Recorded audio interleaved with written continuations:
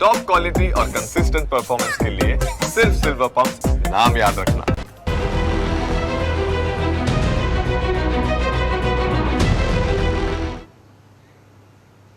નમસ્કાર, સ્વાગત છે આપનું ન્યૂઝ કેપિટલમાં વિશેષ રજૂઆત સાથે હું છું જુહી ગાંધી। દુનિયામાં સૌથી વધુ વેચાતા એરબસના A320 સિરીઝના એરક્રાફ્ટ પર તીવ્ર સોલાર રેડિયેશનનું જોખમ મંડરાઈ રહ્યું છે। આ ફ્લાઇટ કંટ્રોલ ડેટાને ખરાબ કરી શકે છે, જેનાથી એરક્રાફ્ટની ઊંચાઈ, દિશા, કંટ્રોલ જેવી અત્યંત મહત્વપૂર્ણ માહિતી ખોટી થઈ શકે છે। આ તકનીકી ખામીથી બચવા માટે ફ્રાન્સની વિમાન કંપની એરબસે તમામ એરલાઇન કંપનીઓને તેમના કાફલામાં સામેલ A320 સિરીઝના વિમાનોના સોફ્ટવેર અપડેટ કરવાના નિર્દેશ આપ્યા છે। આના કારણે દુનિયાભરમાં 6000 વિમાનોના ઓપરેશન પર અસર પડી શકે છે।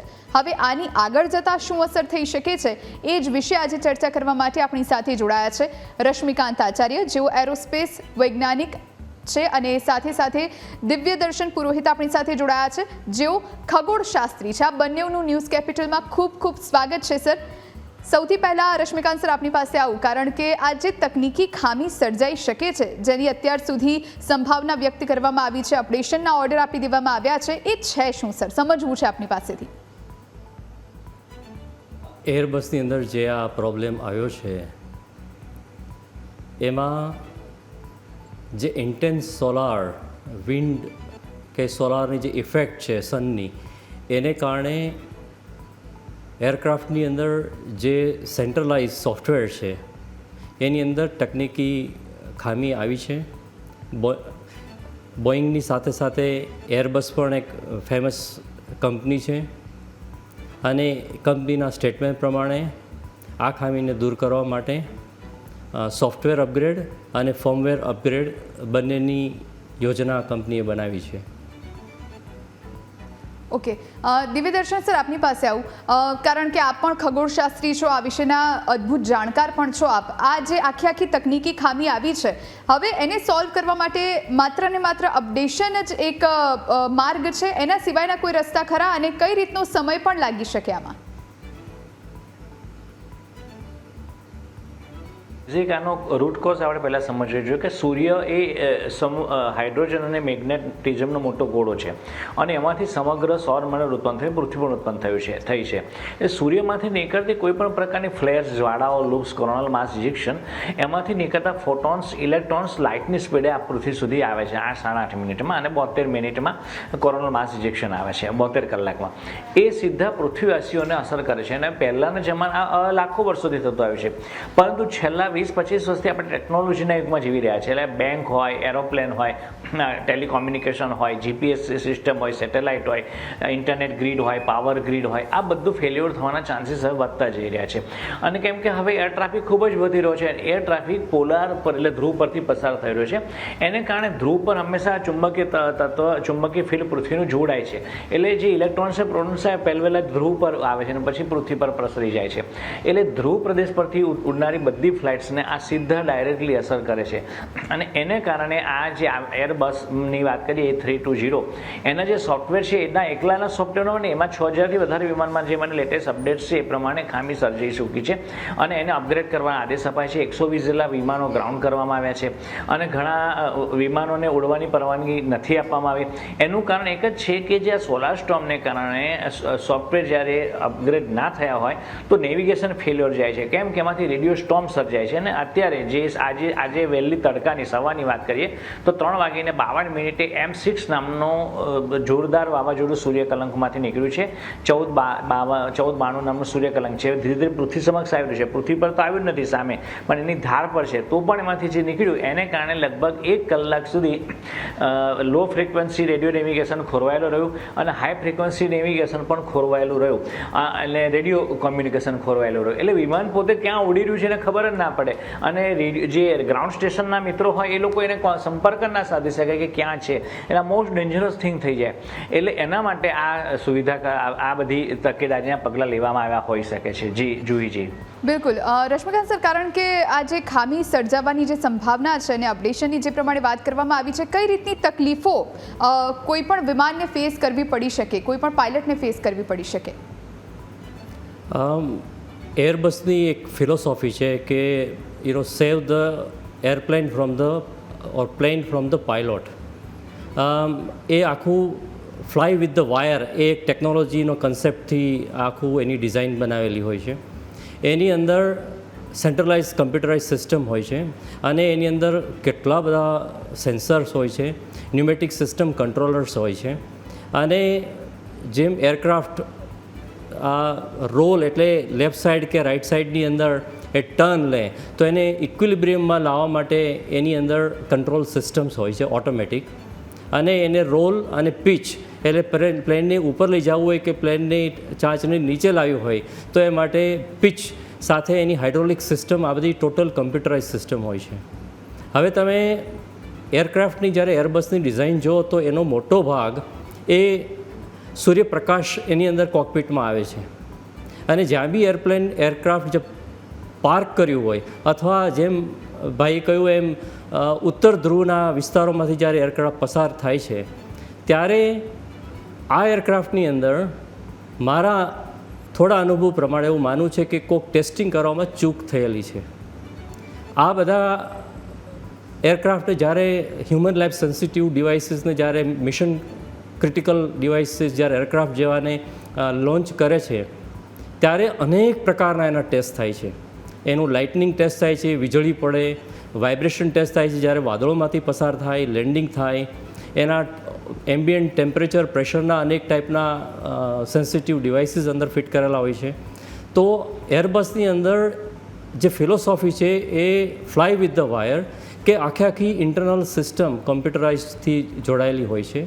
જ્યારે સૂર્યપ્રકાશ આવે છે ત્યારે એનો મોટો ભાગ એના કોકપિટની અંદર એનું જે કુલિંગ કરવામાં આવે છે, જે આ બધી કમ્પ્યુટર સિસ્ટમનું એ એર કુલિંગ ફેનની મદદથી કરવામાં આવે છે. અને એનો એક્સપોઝર સૂર્યપ્રકાશનો વધારે થવાથી આ જે ડિવાઇસીસ છે એને કમ્પ્યુટર સિસ્ટમને પ્રોપર થર્મલ પ્રોટેક્શન મળેલું નથી એવું માનવામાં આવી રહ્યું છે. અને બીજું એની અંદર કમ્પ્યુટર સિસ્ટમની અંદર બીટ ફ્લિપ સિચ્યુએશન થાય છે કે કોઈપણ કમ્પ્યુટરની અંદર આપણે જ્યારે ક્રિટિકલ ડેટા સ્ટોર કરીએ ત્યારે એની ફક્ત એક જ ભાષા છે 1 અને 0 બાઇનરી કોડ. તો આ ફ્લિપ જે થાય છે, જે બીટ ફ્લિપ થાય છે, એમાં 1 0 થઈ જાય અથવા 0 1 થઈ જાય એટલે એની જે વાઇટલ ઇન્ફોર્મેશન છે એ ટોટલી માઇલ ફંક્શનિંગ કરવા માંડે. પાયલોટને ખબર ના પડે કે આ જીપીએસ સિસ્ટમમાં આ પ્લેનની પોઝિશન ક્યાં છે. એનું જે હાઈ ફ્રિકવન્સી રેડિયો કમ્યુનિકેશન છે એની અંદર ગડબડ થવાની શક્યતાઓ રહી શકે છે એની થર્મલ સિસ્ટમની અંદર કારણે. અને આ એવું નથી કે આની અંદર એક જ સિસ્ટમ હોય છે, દરેક પ્લેનની અંદર એક મેઇન અને રિડન્ડન્ટ સિસ્ટમ હોય છે. આની અંદર ઘણા પ્લેનની અંદર ટ્રિપલ અને ક્વાડ સિસ્ટમ પણ હોય છે. એક ફેલ થાય તો બીજા ઉપર ફેલઓવર આવે, બીજું તો ત્રીજા ઉપર આવે. પણ આ જે પ્રોબ્લેમ અત્યારે આવ્યો છે જે 6000 એરક્રાફ્ટની અંદર એ કમ્પ્યુટર સિસ્ટમની અંદર ગડબડી કરી શકે છે અને ટોટલી પ્લેન ઇમ્બેલેન્સ થઈ જાય છે. પાયલોટના કંટ્રોલ બહાર જતું રહી શકે છે કારણ કે એનું જે બ્રેઇન જે છે એ કમ્પ્યુટર સિસ્ટમ છે અને એની અંદર આ પ્રોબ્લેમ આવી શકે છે.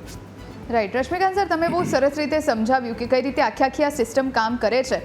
પણ મારે એ જાણવું છે, એ સમજવું છે કે શું અપડેશનનો સોફ્ટવેર અપડેટ કરવા માટેનો સમય ફિક્સ હોય છે કે અમુક સમય પછી જે આખું સોફ્ટવેર છે અપડેટ કરવું જ પડે? અને આ જે અત્યારે જે મુશ્કેલી જોવા મળી રહી છે, અપડેટ કર્યા પછી શું એ જતી રહેશે, એની પર કોઈ ગેરંટી હોય છે ખરા? જેમ આપણે આગળ ડિસ્કશન કર્યું કે દરેક એરક્રાફ્ટની અંદર સિસ્ટમ અપગ્રેડ રેગ્યુલર થતું હોય છે. જેમ આપણે ફોનની અંદર અપગ્રેડ થતું હોય છે, મોબાઈલ ફોનમાં, દરેક ડિવાઇસમાં, એમ એરક્રાફ્ટમાં પણ અપગ્રેડેશન થતું હોય છે. પણ આ જે ઇમરજન્સી અપગ્રેડેશન જે આવ્યું છે એની અંદર બે ભાગમાં વહેંચાયેલું છે. એક છે 4900 થી 5000 એરક્રાફ્ટ કે જે નવા છે એની અંદર ફ્લેશ મેમરી અપગ્રેડ છે, સોફ્ટવેર અપગ્રેડેડ છે કે જે 1-2 દિવસની અંદર, એકાદ દિવસમાં કદાચ થઈ શકે. અને બાકીના 900 થી 1000 એરપ્લેન એવા છે કે જેની અંદર ફર્મવેર અપગ્રેડ જોશે, હાર્ડવેરનું અપગ્રેડેશન કરવું પડશે અને એની અંદર પ્રોપર ટેસ્ટિંગ પણ કરવું પડશે. તો અત્યારે આ આખી જે પ્રક્રિયા છે એ દરેક દેશના જે એવિએશન ડિપાર્ટમેન્ટ છે એના ઇન્વેસ્ટિગેશનર છે, જે પબ્લિક મીડિયાની અંદર જે ઇન્ફોર્મેશન છે એની અંદર એટલી જ માહિતી આપવામાં આવી છે કે 5-1000 જેટલા એરક્રાફ્ટને સોફ્ટવેર અપગ્રેડ કરાવી દેવામાં આવશે તો આ પ્રોબ્લેમ દૂર થઈ જશે. પણ લાંબા ગાળે એક આ કંપનીને વિચારવું જ પડશે કે જે રીતે આ સેન્ટ્રલાઇઝ કમ્પ્યુટર જે ઉપરની દિશામાં જેમાં સૂર્યપ્રકાશને એવું આવે છે એની અસર થાય છે એને શિલ્ડિંગ કેવી રીતે કરવું. જેમ કે બોઈંગ એરક્રાફ્ટની અંદર આપણે જોઈએ તો એ સેન્ટ્રલાઇઝ સિસ્ટમથી ડિસ્ટ્રીબ્યુટેડ સિસ્ટમ છે. અહીંયા એરબસની અંદર રિપલ્સિવ ઇફેક્ટ પણ જોવા મળે કારણ કે સેન્ટ્રલાઇઝ છે.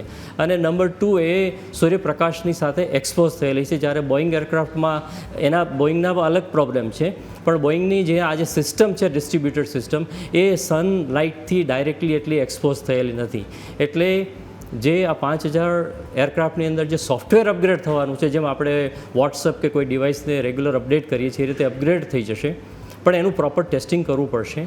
અને એની ઉપર ઘણા બધા રિસ્ટ્રિક્શન પણ કદાચ એ લોકો લાવશે કે જે નોર્થ પોલ તરફ જે એરક્રાફ્ટ જાય છે એને કેવી રીતે એને હેન્ડલ કરવા, એનું સ્કેડ્યુલિંગ કેવી રીતે કરવું, એને કેવી રીતે પસાર કરવા, અને ટેમ્પરેચર વેરિએશન આખા પ્લેનેટ અર્થ ઉપર બધી જગ્યાએ જે આટલા બધા એરક્રાફ્ટ ફરે છે તો એનું મેનેજમેન્ટ કેવી રીતે કરવું, કેટલો સમય એને એની શોપની અંદર એને શોપ ગેરેજ જેને આપણે કહીએ છીએ એને શોપ કહેવાય, એની અંદર કેટલો સમય રાખી શકાય, ફર્મવેર અપગ્રેડ કરીને એનું ટેસ્ટિંગ કેવી રીતે કરવું.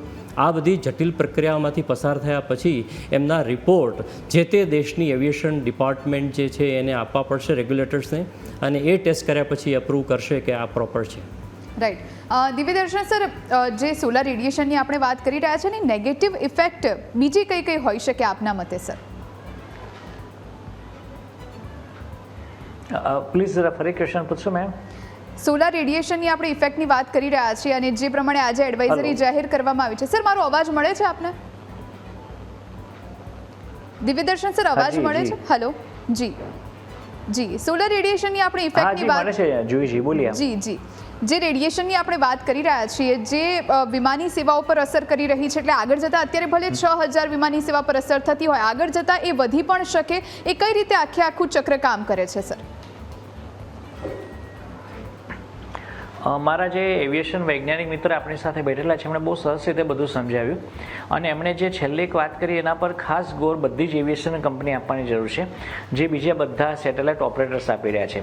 આ સૂર્ય જ્યારે તોફાન પેદા કરે છે, લૂપ્સ છે, સોલાર લૂપ્સ, સોલાર કોરોનલ માસ ઇજેક્શન વગેરે, એ સોલાર મેક્સિમમ દરમિયાન વધારે પેદા થતા હોય છે, અને જ્યારે સોલાર મેક્સિમમ પૂરું થવા આવે ત્યારે હાઈએસ્ટ બ્લાસ્ટ થાય છે, હાઈએસ્ટ, અને આપણે એ ગાળામાંથી અત્યારે પસાર થઈ રહ્યા છે. એટલે આવનારા 2 વર્ષો હાઈએસ્ટ બ્લાસ્ટના હશે. હવે આપણે જ્યારે વરસાદમાં બહાર નીકળીએ તો આપણે એમને નીકળીએ તો ભીંજે જઈએ છીએ, છત્રી લઈને નીકળે તો લગભગ અડધા ભીંજે છે, પણ રેનકોટ પહેરીને નીકળે તો લગભગ મોટાભાગે ભીંજાતા નથી, કેમ કે શિલ્ડિંગ છે.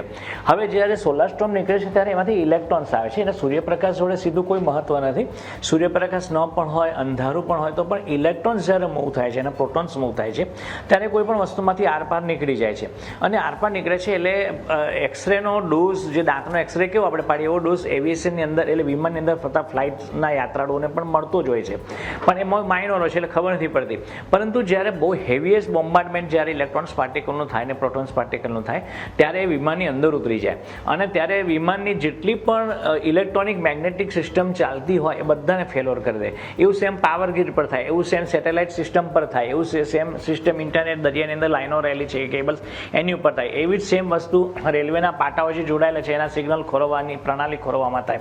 આ બધી વસ્તુને ગમે ત્યારે થાય. એટલે સોફ્ટવેર અપગ્રેડેશન એ મારા મતે વૈજ્ઞાનિક તરીકે હું એવું માનું છું કે એ એકમાત્ર ઉપાય નથી.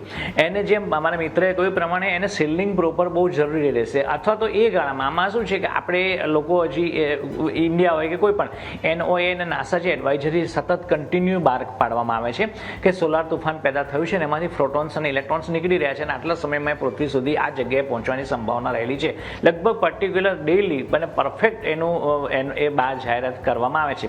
હવે એને જોઈને એ ગાળા દરમિયાન એ જ ભાગમાંથી પસાર થતા વિમાનને બીજી જગ્યાએથી પસાર કરવામાં આવે, અથવા તો એ ગાળા પૂરતી ફ્લાઇટ ડિલે કરવામાં આવે, અથવા તો એ ગાળા પૂરતું કોઈક એવીએસ જે એકદમ કમ્પ્લીટલી ઢાંકેલું વિમાન હોય કે જે સિલ્ડિંગ કરેલું હોય, એમ જે ઇલેક્ટ્રોન્સને અંદર પાસ ના થવા દે, તો એવી સિસ્ટમવાળી પ્રણાલીવાળું વિમાન ઉડાડવામાં આવે. આ બહુ જરૂરી છે, અને ભવિષ્યમાં આ ગાળો વધશે, કેમ કે હવે આપણી પોપ્યુલેશન વધી રહી છે, એટલે એર ટ્રાફિક વધી રહ્યો છે, અને એર ટ્રાફિક વધવાની સાથે સાથે એટલે વિમાનો વધારવા ખૂબ જરૂરી છે. પહેલાં આપણે દિવસમાં અમે વડોદરાની વાત કરીએ તો એક વિમાન માત્ર આવતું, આજે 20-25 વિમાનો આવે છે. હિથ્રો એરપોર્ટ પર દર સેકન્ડ એક વિમાન આવે છે. તો આ બધા વિમાનોનું સીલિંગ કરવું બી જરૂરી છે. અને વિમાનોને એનાથી ખાલી વિમાનોને નહીં, બધી જ સિસ્ટમને, પાવર ગ્રીડ હોય કે ઇન્ટરનેટ હોય કે કોઈ પણ વસ્તુ, સેટેલાઇટ હોય, બધાને બચાવવા પડે છે. સેટેલાઇટ ઓપરેટર બચાવે છે કેમ કે એ લોકો એની જોડે કનેક્ટેડ છે, નાસા અને NOAA જોડે અને ઇન્ડિયન સ્પેસ એજન્સી જોડે. એટલે જ્યારે પણ ખબર પડે, ઇસરો પણ આપણું કનેક્ટેડ છે, તો જ્યારે પણ ખબર પડે ત્યારે સેટેલાઇટની જેટલી પેનલ છે બધીને બંધ કરી દેવામાં આવે છે. એટલે સેટેલાઇટ ડ્રેક થતા નથી, નીચે ડ્રેક થઈને સળગી જાય. તમને ખ્યાલ હોય તો 2 વર્ષ પહેલાં એલન મસ્કના 40 સેટેલાઇટ સળગી ગયા હતા, સીધા મૂક્યા હતા અને અરબો રૂપિયાના સેટેલાઇટ સળગીને નીચે પડ્યા હતા ધુઆ થઈને. તો આ એની પહેલાં જ પ્રણાલીને બંધ કરી દેવામાં આવે એ બહુ જરૂરી છે. પાવર ગ્રીડને ટેમ્પરરી લાગે કે હવે ફ્લેયર્સ આવવાની છે, સંભાવના છે, તો પાવર ગ્રીડ ખાસ ઉત્તર અક્ષાંશવાળી, હિમાલય બાજુની કે ઉત્તર અક્ષાંશવાળી ફ્લેયર્સ પાવર ગ્રીડ છે બંધ કરી દેવામાં, ઇન્ટરનેટ સિસ્ટમને બંધ કરી દેવામાં, એવી કે જીપીએસને ટેમ્પરરીલી શટડાઉન કરી દેવામાં અડધો કલાક માટે. એ હવેના ગાળામાં બહુ જરૂરી થવાનું છે. અને આવનારું ભવિષ્ય છે કમસે કમ 2 વર્ષ એવા ખતરારૂપ સાબિત થવાના છે કે આવનારા 2 વર્ષમાં સોલાર તોફાન ખૂબ વધવાના છે. અત્યાર સુધીનો અમારો અનુભવ એવું કહે છે 3 દાયકાનો કે જ્યારે સોલાર મિનિમમ આવે છે એટલે કે અને સોલાર મેક્સિમમ પૂરું થાય છે એ ગાળામાં સખત જ તોફાન પેદા થાય છે અને સખત ઇલેક્ટ્રોન્સ મૂવ થઈ અને ધરતી પર આવે છે એટલે બધા ઉપકરણોને અસર કરે છે. એટલે ઇલેક્ટ્રોમેગ્નેટિક ફ્રીક્વન્સી પર ચાલતી દરેક વસ્તુને મારા મિત્રએ કોઈ પ્રમાણે શિલ્ડિંગ કરવું ખૂબ જરૂરી છે. અને એનાથી બચાવવો એકમાત્ર ઉપાય છે, એમાં કોઈ ચમત્કાર થવાનો નથી, એને બચાવવું જ પડે. નહીં તો ઇલેક્ટ્રોન્સ પ્રોટોન્સ બાળી નાખે. 100 કિલોનું વજન વ્યક્તિ ઉપાડતો એની પર 150 કિલો મૂકી દે તો વ્યક્તિ બેસી જાય, તૂટી જાય. એ જ રીતે 100 ઇલેક્ટ્રોન્સ એમાં પસાર થવાની ક્ષમતા કોમ્પ્યુટરમાં છે કે કોઈ પણ વસ્તુમાં, અને એક સાથે 1000 ઇલેક્ટ્રોન્સ મૂવ થાય છે એટલે ફેલ્યોર થઈ જ જવાની છે સર્કિટ ઓટોમેટિક. એટલે આ શિલ્ડિંગ એ જ એકમાત્ર ઉપાય છે. અને એમાંથી એનો બચાવ ઉપાય છે બીજો કે એની સાથે કનેક્ટેડ હોય, એજન્સીસ સાથે કનેક્ટેડ હોય, સ્પેસ એજન્સીસ સાથે, અને ખબર પડે કે આ ટાઈમે ફ્લેર્સ નીકળે છે અને 8 મિનિટ આપણને ગાળો આપે છે સોલાર ફ્લેર્સ. તો 8 મિનિટના ગાળામાં ઘણી બધી વસ્તુ આપણે કરી શકીએ. અને જો કોરોનલ માસ ઇજેક્શન આવવાનું હોય તો એના માટે 72 કલાકનો ગાળો મળી રહે છે. એ તો ઘણો બધો લાંબો સમય છે, પણ એ વાપરવું જરૂરી છે. તે ટાઈમે કોમ્યુનિકેશન ગેપ ન પડે તો આપણે એ ફ્લેર્સથી બચી શકીએ. અને બચાવવા જ એ માત્ર ઉપાય છે અત્યારના તબક્કામાં. કારણ કે એનું સીલિંગ, દરેક પ્લેનનું સીલિંગ કરવું બી અઘરું છે, પણ કોમ્પ્યુટર્સને અપગ્રેડ કરીને બી એટલી જેટલી પરફેક્ટ સફળતા મળવી જોઈએ એ આમાં મળવાની સંભાવના બિલકુલ છે નહીં. જુહીજી. બિલકુલ રશ્મિકાંત સર, કારણ કે આપણે અત્યારે ફ્લાઇટ કંટ્રોલ ડેટાની પણ વિશેષ ચર્ચા કરી રહ્યા છીએ. આ ડેટા છે શું, કેવી રીતે કામ કરે છે, અને સાથે સાથે મારે એ પણ સમજવું છે કે હમણાં જ આપણે લગભગ 6-8 મહિના પહેલાં જ આપણે એક પ્લેન ક્રેશની ઘટના આપણી નજર સામે જોઈ. એટલે શું આ ટેકનિકલ ખામીના કારણે એવી પણ કોઈ દુર્ઘટના સર્જાવાની સમસ્યા રહે? આપણે જેમ ચર્ચા અગાઉ કરી એમ આ જે સોલાર વિન્ડને કારણે, જે આ હાઈ ટેમ્પરેચરને કારણે એની જે કંટ્રોલર્સ છે, એની ન્યુમેટિક સિસ્ટમ કંટ્રોલર્સ છે, જેનું બ્રેઇન છે, એની અંદર જે ડેટા છે એ 1 અને 0 દ્વારા જ સ્ટોર થાય છે. ચાહે કોઈ ડિસ્ક્રિપ્ટિવ હોય, ઓડિયો હોય, વિડીયો હોય કે એના કોઈ પણ ફોલ્ટ હોય, એ બધા 1 અને 0ના માધ્યમથી જ સ્ટોર થાય છે. હવે આ પ્રક્રિયા દ્વારા જો એ બીટ ફ્લિપ થઈ જાય, 0 એ 1 બની જાય, 1 એ 0 થઈ જાય, તો તમામ માહિતીનો કોઈ ઉપયોગ નથી. જે રીતે એને રોલ કે પીચ કરવી છે, જે રીતે એને ડેસ્ટિનેશન પહોંચવું છે, એમાં કોઈ દુર્ઘટના સર્જાઈ જાય છે, એટલા માટે આ ઇમરજન્સી પેચ લાવવામાં આવ્યા છે. અને આપણે થોડું આના બેકગ્રાઉન્ડમાં લઈ જાઉં કે થોડા કોમર્શિયલ પાર્ટમાં, કે વિશ્વની અંદર અત્યારે એરક્રાફ્ટની એટલી બધી ડિમાન્ડ છે કે 17,000 એરક્રાફ્ટનું ઓર્ડર બુક ફિક્સ થયેલી છે. આવતા 14 વર્ષ સુધી જેટલા વિમાન બને આ બંને ફેક્ટરીઓમાં, બંને જે ટોપ પ્લેયર છે, તો આવતા 14 વર્ષ સુધી જેટલા વિમાનો બને એ બધા જ વિમાનો અત્યારથી વેચાઈ ગયા છે. આજે કોઈને એરક્રાફ્ટ લેવું હોય તો એ ઓર્ડર કરે તો એને લગભગ 10-11 વર્ષ પછી મળશે. તો આવી કન્ડિશનની અંદર એક તો કામનું ભારણ હોય, બીજું કોરોનાને કારણે નોર્થ અમેરિકામાં જે કંપની આવી છે એના ઘણા બધા કર્મચારીઓની, એના જે ક્રિટિકલ જે એમ્પ્લોઈઝ છે એની છટણી થયેલી. જે 2018-19માં જે એસેમ્બલી લાઇનનું જે પ્રોડક્શન હતું એનાથી કેટલાય ગણું નીચે અત્યારે પ્રોડક્શન જતું રહ્યું છે. માટે ચારે તરફ એરક્રાફ્ટની ડિમાન્ડ ખૂબ વધી ગઈ છે. ભારતની અંદરથી જ એરબસની, એર ઇન્ડિયા, ઇન્ડિગો દ્વારા હન્ડ્રેડ્સ ઓફ એરક્રાફ્ટનો જો ઓર્ડર પ્લેસમેન્ટ થયેલો છે. તો આવી સિચ્યુએશનની અંદર રેગ્યુલેટર્સને ખાસ જોવાની જરૂર છે કે એરક્રાફ્ટની અંદર પ્રોપર ટેસ્ટિંગ થાય, એનું વેરિફિકેશન વેલિડેશન થાય, એના તમામ પાસાઓની ઝીણવટપૂર્વક એનું અવલોકન થાય, એનું વિશ્લેષણ થાય, એના પરિણામો જોવામાં આવે અને એ ખાસ એ રીતે એની નોંધ લે કે એ ફક્ત સૂર્યપ્રકાશથી ત્યાં જઈને આવી સિચ્યુએશન આવે એના કરતાં લેબોરેટરીની અંદર એક સિમ્યુલેશન ક્રિએટ કરવાની જરૂર છે.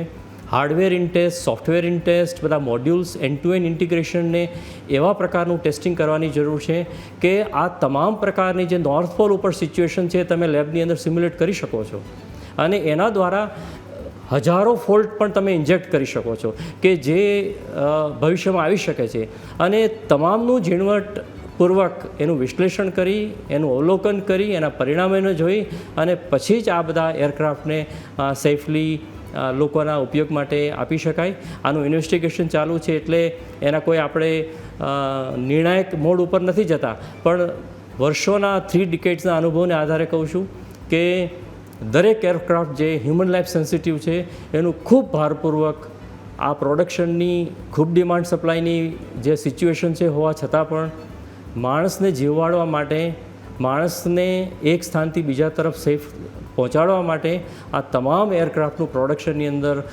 ખૂબ ઇનડેપ્થ ટેસ્ટિંગ થવું જરૂરી છે.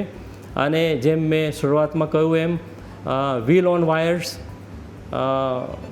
Use the software technology, save plane from the pilot. એની સામે બોઈંગવાળા એવું કહે છે પાયલોટ ઇઝ ધ ઓથોરિટી, એની ડિસ્ટ્રીબ્યુટેડ સિસ્ટમ છે.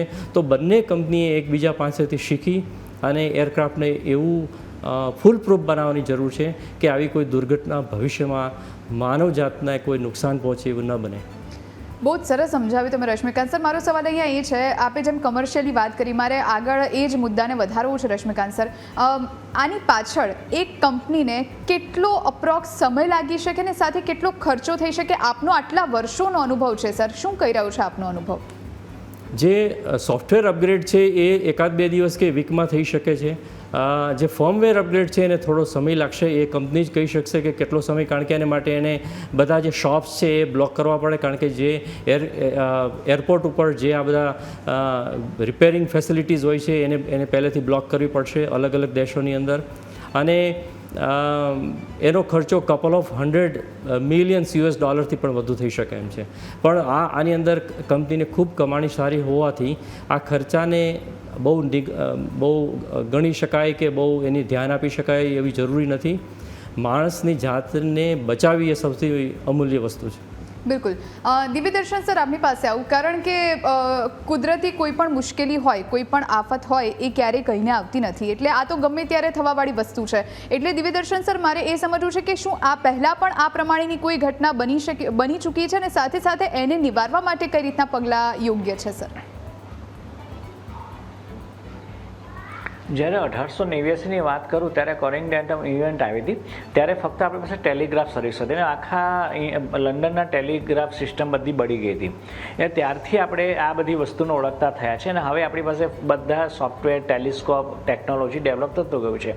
એટલે આપણે જ્યારે સૂર્યમાંથી મેગ્નેટિક ફિલ્ડમાં એનો ફેરફાર થાય, જેમ રબર હોય, રબર ટ્વિસ્ટ કરેલું હોય અને ટ્વિસ્ટ કરેલું રબર બેન્ડ છોડી દઈએ તો જે એનર્જીથી એકદમ એ પડે છે એ એનર્જી સૂર્યના ચુંબકીય કવચો, એટલે જે ચુંબકીય કિરણો છે એ ગોળ ફરતા હોય છે, ટ્વિસ્ટ થયેલા છે. જ્યારે ટ્વિસ્ટ તૂટે છે ત્યારે એમાંથી લૂપ્સ નીકળે છે, અથવા કોરોનલ માસ ઇજેક્શન નીકળે છે, અથવા તો સૌર જ્વાળાઓ નીકળે છે, સારી ભાષામાં સોલાર ફ્લેશ, અને એ ઇલેક્ટ્રોન્સ અને પ્રોટોન્સ લઈને મૂવ થાય છે. હવે એ આપણને ખબર છે કે ક્યારે મૂવ એ થઈ ગયું છે, એટલે ઓલરેડી હવે થવાની તૈયારીમાં છે કે ગુમડું પાક્યું છે એટલે ગમે ત્યારે ફૂટશે ખરું, સૂર્યકલંક પેદા થયો છે ગમે ત્યારે ફાટશે ખરો, અને એક્સ ફ્લેર્સ અને એમ ફ્લેર્સ કે બી ફ્લેર્સ નીકળશે એ પણ વૈજ્ઞાનિકો સમજી શકે છે. આલ્ફા, ડેલ્ટા અને બીટા મેગ્નેટિક ફિલ્ડ ધરાવે છે એ પણ ખબર પડે. જો ડેલ્ટા મેગ્નેટિક ફિલ્ડ હોય તો એ ચોક્કસપણે એક્સ ફ્લેર્સ જનરેટ કરે. અને આજે M6 ફ્લેર્સમાં જો આટલી બધી તકલીફ પેદા થઈ હોય તો જ્યારે એક્સ ફ્લેર્સ પેદા થઈને વિમાનો પસાર થાય તો કેવી ઘાતક અસર થઈ શકે. એટલે એ વસ્તુ ઓલરેડી ખબર પડી ચૂકી છે અને એ આપણે ઘણો બધો સમય, લાંબો સમય લાગે છે. ઘણી વાર તો સૂર્યકલંકો ફાટતા પહેલાં 2-3 દિવસ લે છે, 2-3 અઠવાડિયા પણ લે છે. તો આપણને ખબર છે કે આ ગમે ત્યારે થવાનું છે, તો સતત એના પર વૈજ્ઞાનિકો મોનિટર કરતા જ રહે છે. નાસાના NOAA સ્પેસિફિક સોલાર સોલાર હેલિયોફિઝિસિસ્ટ સતત મોનિટરિંગ કરે છે, જેમ ગુરુદેવે શાળા પણ સૂર્ય કલંકોનો સતત અભ્યાસ કરે છે 3 દાયકાથી, એ મુજબ હવે એ સૂર્ય કલંક ફાટવાનું છે એની તૈયારી છે એ ખબર પડે અને તે ફાટ્યું એ પણ ખબર પડે તો એમાંથી પહેલવેલા શું નીકળે, ઇલેક્ટ્રોન્સ પ્રોટોન્સ કેટલી સ્પીડે નીકળે એ પણ ખબર પડે છે. આજે 600 કિલોમીટર પર સેકન્ડની ઝડપે પ્રોટોન્સ નીકળ્યા હતા, સોલાર વિન્ડ ચાલી રહી હતી, એ ખબર હતી. એવી રીતે 2000 કિલોમીટર પ્રતિ સેકન્ડની ઝડપે પણ ચાલતી સોલાર વિન્ડ પકડાઈ જાય છે, સ્પીડ પકડાઈ જાય છે. એટલે ખબર પડે કે સૂર્યથી પૃથ્વીનું 15 કરોડ કિલોમીટર અંતર કાપતા આટલો સમય લાગશે. એટલે એટલા સમયગાળામાં જેટલા બી સેટેલાઇટ ઓપરેટર હોય કે એવિએશન ઓપરેટર્સ હોય કે પાવર ગ્રીડ ઓપરેટર્સ હોય એને તૈયાર થવાનો ચાન્સ મળી જાય છે. અને એમાંથી જો કોરોનલ માસ ઇજેક્શન એટલે કે સૂર્યનો આખો પ્લાઝમા બહાર નીકળે છે વાદળ રૂપે, તો એ લગભગ 72 થી 80 કલાક કે 86 કલાકની અંદર પૃથ્વી પર ટકરાય છે. તો એનો અલગ પાછો પાવર હોય છે. એટલે એ આપણને ખબર પડે, જો ફ્લેશ નીકળે તો 8 મિનિટ આપણને મળી છે અને જ્વાળા નીકળી, કોરોનલ માસ ઇજેક્શન નીકળ્યું તો 72 કલાક આપણને મળ્યા છે. એ ગાળામાં માનસિક એટલે શારીરિક અને બધી તૈયારી કરી અને એને શું કરવું એનું પ્રિપરેશન પહેલેથી જ તૈયારી હોવું જ જોઈએ, કે જેથી કરીને જે પણ સિસ્ટમના ઓપરેટર હોય, ખાલી એવિએશન નથી, એવિએશન તો માત્ર એનો એક ભાગ છે, પરંતુ આખા વિશ્વ અત્યારે ટેકનોલોજીથી સંકળાયેલું છે. આપણે અત્યારે તમે જે ટેલિવિઝનથી મારું લાઈવ બ્રોડકાસ્ટ કરી રહ્યા છો તો એ પણ થ્રુ સેટેલાઇટ જઈ રહ્યું છે. હવે સેટેલાઇટ કોલેપ્સ થઈ જાય તો internet banking collapse, train collapse, ટ્રેનની જે પાટા છે એની ઉપર સિગ્નલની પ્રણાલી છે, સિગ્નલ પ્રણાલી તૂટી જાય તો આ ટ્રેનને ખબર જ ના પડે પાટાને કે ટ્રેન ઊભી છે કે નથી ઊભી. તો એક ટ્રેનને બી સામેથી આવતી બીજી ટ્રેનને પણ રેડ ગ્રીન સિગ્નલ આપી દઈને બંને ટ્રેન અથડાઈ જાય. આવી જ વસ્તુ પાવર ગ્રીડમાં થાય. પાવર ગ્રીડ 1000 કિલોવોટનો કરંટ 440 વોટનો કરંટ લઈને જતું હોય અને 1000 કિલોવોટનો કરંટ આવી જાય એની પર ઇલેક્ટ્રોન સ્મૂથ થવા માટે ધડ દઈને પાવર ગ્રીડ ફેલ્યોર થઈ જાય, ટ્રાન્સફોર્મર બધા ઉડી જાય, એને ઠીક કરતાં 1 વર્ષ લાગી જાય. હવે ઇલેક્ટ્રિકલ ના હોય તો માણસ જાય ક્યાં? એ રીતે જો એ ફોટોન્સ અંદર દરિયાની અંદર ઉતરી જાય તો પાઇપલાઇન છે કોરોડ કરી નાખે. 6 મહિને વર્ષે પછી ખબર પડે ધડાકો થાય ને પાઇપલાઇન તૂટી જાય, ઇન્ટરનેટ તૂટી જાય, ગેસ પાઇપલાઇન તૂટી જાય ને પછી ખબર પડે હો આવું થયું. એટલે એના માટેના પ્રિકોઝન રૂપે પૂર્વ તૈયારીઓ રૂપેના પગલાં લેવા બહુ જરૂરી છે. વર્ષોથી કહેતા હોય છે, જનકભાઈને અમે બંને મુહિમ ઉપાડી હતી 3 દાયકાથી અને છેલ્લા 2 દાયકાથી આની પર સતત વળગેલા છે અમે લોકો, કે આનાથી બચવું બહુ જરૂરી છે. અને દરેક સરકારે આના પર ધ્યાન કેન્દ્રિત કરવું, ફક્ત ભારત સરકાર એવું નહીં, ગુજરાત સરકાર એવું નહીં, પણ દરેક સરકારે ધ્યાન કેન્દ્રિત કરવું જરૂરી છે, દરેક ઓપરેટર્સે ધ્યાન કેન્દ્રિત કરવું જરૂરી છે. કારણ કે સૂર્ય એક એવું માધ્યમ છે કે જે પહેલાં બી વરસતો હતો, અત્યારે બી વરસે છે, પણ પહેલાં આપણી પાસે ટેકનોલોજી નહોતી. આપણે સિંગલ માળના મકાનમાં રહેતા હતા અને છાણથી લીપેલા મકાનમાં રહેતા હતા. આજે ટેકનોલોજીથી ભરેલા મકાનોમાં રહે છે. લાઇટ જતી રહે તો જે લિફ્ટ અટવાઈ ગઈ તો અને મહિનાઓ સુધી લાઇટ ના આવે તો માણસ જાય ક્યાં? ઓપરેશન થતો એ લાઇટ બંધ થઈ ગઈ તો માણસ જાય ક્યાં? તો આ બધી ટેકનોલોજીનો યુગ અત્યારે ચાલી રહ્યો છે. ઇન્ટરનેટ બેન્કિંગમાં પૈસા ઉપાડે છે ને એટીએમમાં જ પૈસા ફસાઈ ગયા, લાઇટ જતી રહી, અને એ પણ 1 દિવસ 2 દિવસ નહીં, મહિનાઓ સુધી જતી રહી જ્યારે આવું ફેલિયર થાય ત્યારે. તો આ બધી માનસિક તૈયારી પહેલેથી કરવી જરૂર છે. અને આને આવું થવાનું છે કારણ કે ટેકનોલોજીનો યુગ છે. અને સૂર્ય જેટલો પણ પ્રશાંત અવસ્થામાં અત્યારે અશાંત અવસ્થામાં ચાલી રહ્યો છે, એ ગાળામાં એ બહુ જ ઇફેક્ટ આવશે. અને હું એવું માનું છું 2026ના એન્ડ સુધી આ ગાળો વધારે ને વધારે સક્રિય થતો જશે અને 2027-28 પછી એ સ્લો થતો જશે અને ફરી પાછા આવનારા 2033-34 પછી એ ગાળો વધવાનું શરૂ થશે. એટલે આ બધી જ વસ્તુઓને ધ્યાનમાં રાખવી ખૂબ જરૂરી છે. એટલે જેના ઓપરેટર્સ છે એને રાખવો જરૂરી છે.